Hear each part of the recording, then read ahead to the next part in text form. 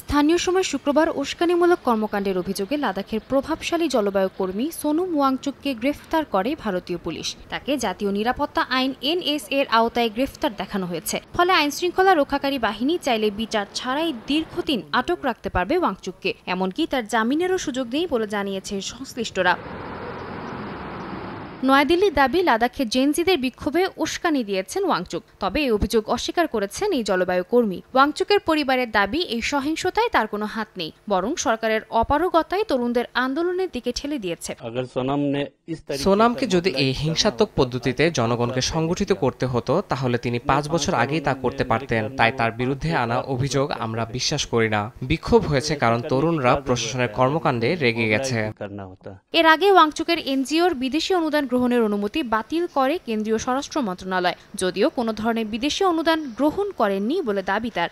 এদিকে ওয়াংচুককে গ্রেফতারের পর লেহ শহরে বন্ধ করে দেওয়া হয়েছে ইন্টারনেট সেবা। বাজারে দোকানপাট বন্ধ রয়েছে, রাস্তাঘাট প্রায় ফাঁকা। আন্দোলনকারীরা জানান, সহিংসতা ঘটেছে নয়াদিল্লির প্রতি দীর্ঘদিনের হতাশা ও ক্ষোভ থেকে।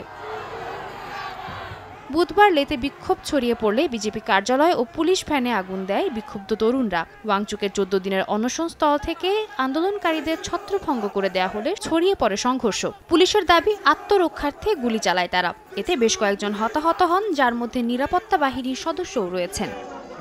সাদিয়া তাসনিম, সময় সংবাদ।